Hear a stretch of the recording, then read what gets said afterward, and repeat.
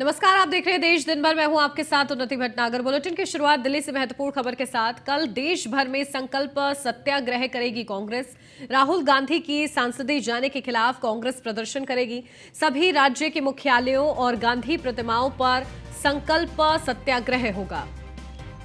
तो सभी राज्य के मुख्यालयों पर सत्याग्रह करेगी कांग्रेस पार्टी। कल देश भर में संकल्प सत्याग्रह होगा। राहुल गांधी की सांसदीय जाने के खिलाफ कांग्रेस प्रदर्शन करेगी। सभी राज्यों के मुख्यालयों और गांधी प्रतिमाओं पर संकल्प सत्याग्रह होगा। तो कांग्रेस पार्टी हल्ला बोलने को तैयार है। कांग्रेस नेता राहुल गांधी की लोकसभा की सदस्यता रद्द हुई है और इसके बाद से ही लगातार कांग्रेस पार्टी इसे दुर्भाग्यपूर्ण बता रही है और इसको लेकर सड़कों पर उतरने को तैयार है। और इसके लिए कल देश भर में संकल्प सत्याग्रह किया जाएगा कांग्रेस पार्टी की तरफ से, जहां राहुल गांधी की सांसदीय जाने के खिलाफ कांग्रेस पार्टी प्रदर्शन करेगी। सभी राज्य के मुख्यालयों और गांधी प्रतिमाओं पर सत्याग्रह किया जाएगा।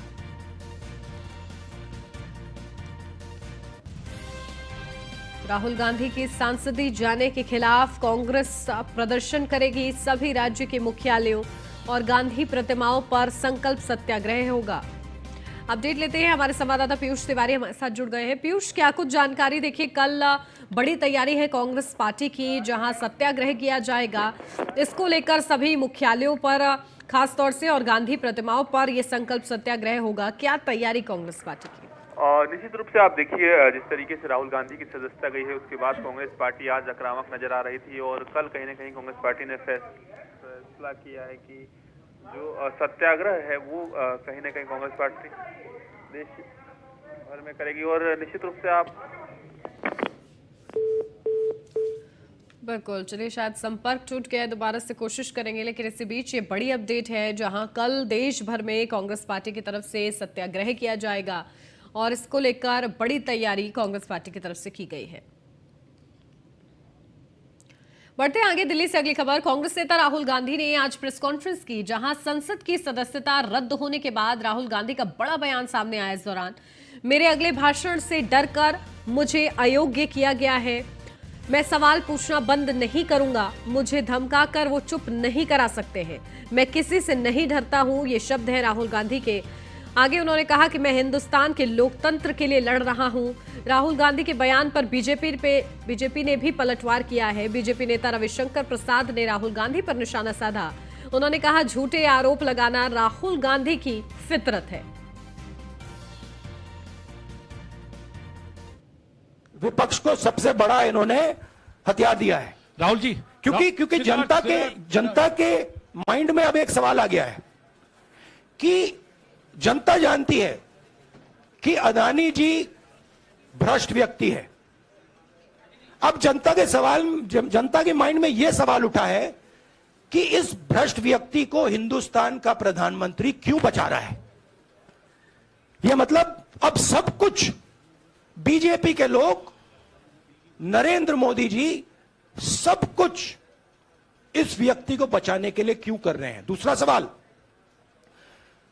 बीजेपी के लोगों ने कहा कि अदानी पर आक्रमण देश पर आक्रमण है। मतलब इनके माइंड में देश अदानी है और अदानी देश है। अगर डिस्ट्रैक्शन करना है, मैक्सिमम पनिशमेंट की तो जरूरत है। मिनिमम पनिशमेंट से बात थोड़ी बनेगी। मैं तो सोच रहा था भैया 5 साल होते, 7 साल होते, 10 साल होते, वो भी मिल जाता। मुझे क्या फर्क पड़ रहा है। राहुल गांधी जी, आपके कन्विक्शन के बाद आपके यहां बड़े बड़े देश के नामी गिरामी वकीलों की फौज है। उन्होंने स्टे की कोशिश क्यों नहीं की? तो क्या राहुल गांधी जी आपके लिए अलग कानून बनेगा क्या? 32 लोग डिस्क्वालीफाई हुए तो बाई इलेक्शन हुआ, तो आपके लिए क्या अलग कानून बनेगा क्या? उसकी पूरी सूची मैं चर्चा कर चुका हूं, आपको अभी मैंने कुछ संकेत दिए। आज राहुल गांधी ने फिर झूठ बोला। क्या बोला? कि मैंने लंदन में कुछ नहीं कहा था। आज मैंने इस पर दिल्ली में प्रेस किया था। वो जैसे ही हारते हैं तो विदेश में जाकर भारत के लोकतंत्र का विलाप करते हैं। राहुल गांधी की पॉलिटिक्स बहुत सीधी है। हमको जनता वोट देगी, लोकतंत्र ठीक है। हम हारेंगे, लोकतंत्र खराब है। हम जीतेंगे, चुनाव आयोग ठीक है। हम हारेंगे, चुनाव आयोग खराब है। अगर हमारे पक्ष में न्यायालय ने फैसला किया, न्यायालय निष्पक्ष है। अगर नहीं आया तो न्यायालय कमजोर है। ये उनकी रणनीति है। राहुल गांधी को शर्म नहीं आती, करप्शन की बात करते हैं। भारत के प्रधानमंत्री नरेंद्र मोदी जी का पूरा जीवन ईमानदारी की खुली किताब है। महाराष्ट्र महाविकास आघाड़ी के विधायकों ने कांग्रेस नेता राहुल गांधी को संसद सदस्य के रूप में अयोग्य ठहराए जाने के खिलाफ राज्य विधानसभा के बाहर मौन धरना दिया। इस दौरान विधायक मुंह पर काली पट्टी बांधकर पोस्टर लेकर विधानसभा की सीढ़ियों पर बैठे रहे। शिवसेना उद्धव ठाकरे गुट के नेता आदित्य ठाकरे और कांग्रेस के जयंत पाटिल ने भी इस विरोध प्रदर्शन में हिस्सा लिया। कांग्रेस ने आरोप लगाया कि राहुल गांधी को जानबूझकर अयोग्य साबित किया गया।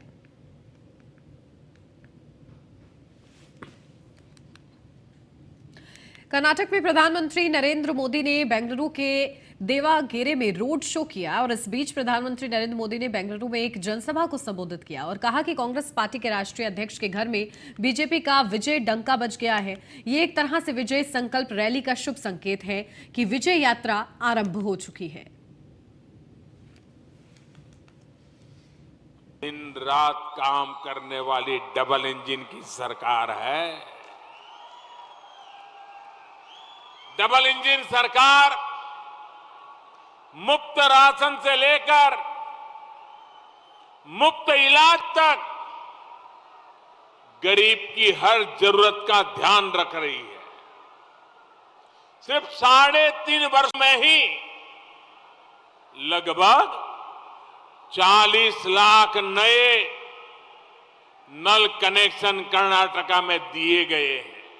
इस साल के बजट में केंद्र सरकार ने अपर भद्रा प्रोजेक्ट के लिए 5,300 करोड़ रुपए स्वीकृत किए हैं। इसका भी बहुत बड़ा लाभ इस क्षेत्र के लोगों को, मेरे किसान भाइयों बहनों को होने वाला है।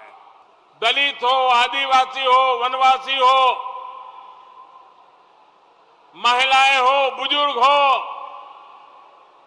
जो वंचित है, उन वंचितों को वरीयता, वंचितों को प्राथमिकता, ये हमारे हर कदम में नजर आती है। ये हमारे संकल्प को दिखाता है। भाइयों बहनों, अब पहला काम कर्नाटका को ये जोड़ तोड़ की राजनीति से बाहर लाना है। हमारे कर्नाटका को तेज गति से आगे ले जाना है और इसलिए भाजपा की पूर्ण बहुमत वाली मजबूत स्थिर सरकार, ये कर्नाटका के लिए आज समय की मांग है। कर्नाटका के उज्जवल भविष्य के लिए ये बहुत आवश्यक है। दिल्ली आबकारी नीति से जुड़े मनी लॉन्ड्रिंग के मामले में मनीष सिसोदिया की जमानत याचिका पर सुनवाई टल गई है। सिसोदिया के वकीलों ने ईडी से जवाब मांगा था। ईडी ने आज जवाब की कॉपी उनको दी है। इसके बाद सिसोदिया के वकील ने ईडी के जवाब पर अपना जवाब दाखिल करने के लिए कोर्ट से समय मांगा है। दिल्ली के राउस एवेन्यू कोर्ट में मामले की अगली सुनवाई अब 5 अप्रैल को होगी।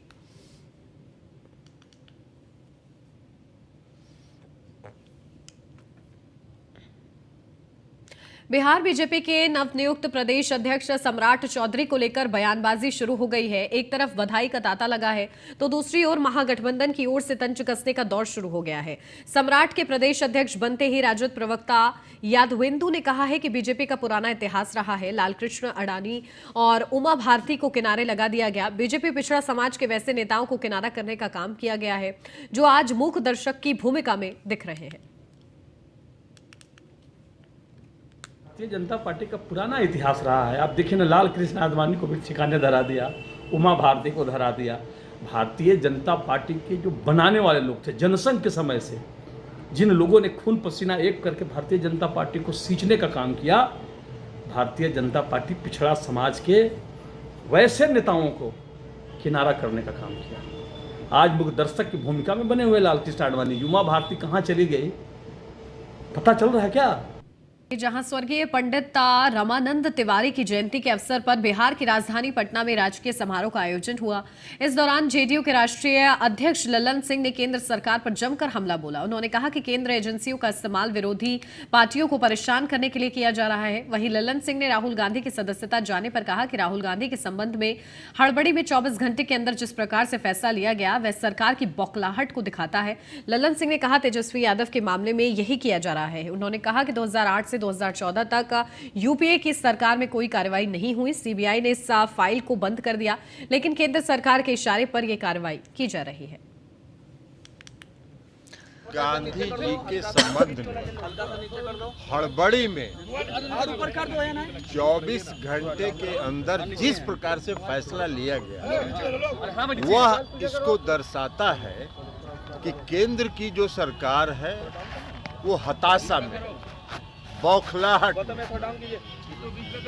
और बौखलाहट में इस तरह की कार्रवाई की जा रही है। आखिर लोकतंत्र है, उसकी कोई प्रक्रिया होती है। कोर्ट का जो फैसला होता है वो चुनाव आयोग जाता है, चुनाव आयोग के माध्यम से वो स्पीकर के यहाँ पहुँचता है, तब कोई फैसला होता है।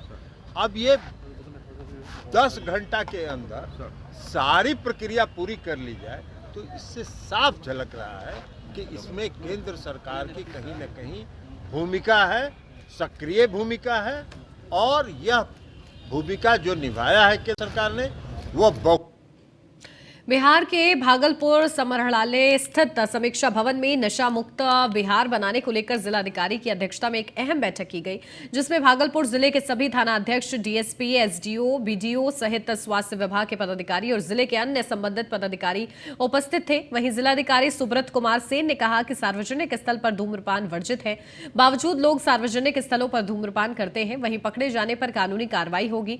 जबकि बिहार में बहुत पहले ही नोटिफिकेशन जारी कर दिया गया है कि किसी भी तरह के निकोटीन युक्त सामग्री जैसे गुटखा, सिगरेट, पान मसाला खरीद बिक्री नहीं कर सकते हैं। फिर भी लोग हर जगह दुकानों में खरीद बिक्री धड़ल्ले से कर रहे हैं।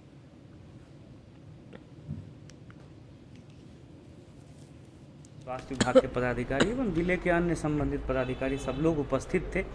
तो हम लोग सब लोग जानते हैं कि पब्लिक प्लेसेस में स्मोकिंग अलाउड नहीं है, और बिहार ने बहुत पहले नोटिफिकेशन जारी करके रखा है कि किसी भी तरह का गुटखा, पान मसाला जिसमें निकोटीन की मात्रा हो वो प्रतिबंधित है।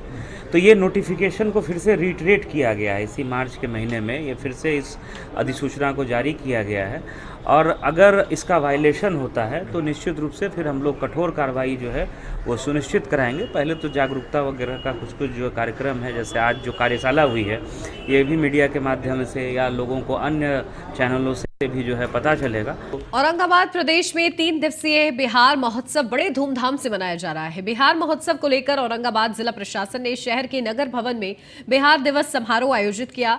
इस कार्यक्रम में स्थानीय कलाकारों ने एक से बढ़कर एक प्रस्तुतियां दी। इसके साथ ही अनोखी झांकियां भी निकाली गई। लेकिन यह महोत्सव विवादों का विषय बनता हुआ नजर आ रहा है। लोगों का आरोप है कि भोजपुरी गीत पर भोले शंकर और नंदी को डांस करवाना गलत है। इससे हमारी भावनाएं आहत हुई हैं। नाराज लोगों ने जिला प्रशासन से मांग की है कि इस तरह के आयोजनों पर रोक लगाई जाए। के साथ और आस्था के साथ एक बहुत बड़ा खिलवाड़ है। महादेव नृत्य किया करते थे, तो या तो वो अभी मान लीजिए होली में वो भस्म उनका होता है, या फिर तांडव नृत्य किया करते थे। अब ऐसा वो थोड़ी ना नृत्य किया करते थे भोजपुरी गाने पे नर्तकियों के साथ। महादेव तो आस्था के साथ सब खिलवाड़ है। और ये बिहार दिवस के नाम पे सांस्कृतिक कार्यक्रम ऐसे में तो जिला पदाधिकारी को भी इस तरह का कार्यक्रम नहीं कराना चाहिए। खबर बिहार के मोतिहारी से है, जहां फेनहारा प्रखंड के उत्क्रमित विद्यालय फुलवारिया में प्राचार्य के पद पर पदस्थापित हैं। प्रधानाध्यापक और उसके पति स्कूल में बैठकर दबंगई करते हैं। स्कूल में ही बैठकर दोनों विद्यालय का सरकारी कार्यभार चलाते हैं। साथ ही स्कूल में बच्चे के नामांकन से लेकर बच्चे को टीसी तक बिना परीक्षा के ही दी जाती है। इस तरह की अव्यवस्था को लेकर ग्रामीणों में आक्रोश है। ग्रामीणों का कहना है कि पूरे मामले की जानकारी जिला शिक्षा पदाधिकारी को दी गई है, लेकिन इस पूरे मामले में अभी तक कोई कार्रवाई नहीं की गई है। ग्रामीण यहाँ पे आए थे, उन्होंने शिक्षा विभाग से संबंधित विद्यालय की अनियमितता के बारे में शिकायत दर्ज की थी। जिला शिक्षा पदाधिकारी पीजीआरओ और अपर एसडीओ की एक टीम जो है इस मामले की जांच करेगी और इसमें एक जो है प्रतिवेदन हमको देंगे और प्रतिवेदन प्राप्त होने के उपरांत जो है हम शीघ्रातिशीघ्र नियमानुकूल। हम लोग फिनारा प्रखंड के फुलवरिया ग्राम की जनता है सर। हम लोग के विद्यालय में एक प्रधानाध्यापिका है कल्याणी कुमारी, उत्क्रमित मध्य विद्यालय फुलवरिया के, जो कल्याणी कुमारी तो विद्यालय में कम, उनके पति द्वारा विद्यालय संचालित किया जाता है। विद्यालय का हमेशा टाइम है 11 बजे आना, 2 बजे चला जाना। सब अगर रसोइया कहती है कि नहीं 60 बच्चा नहीं हम खाना बनाएंगे, हमको जितना बच्चा है उतना दीजिए, तो मारा पीटा जाता है, उसको भगाया जाता है।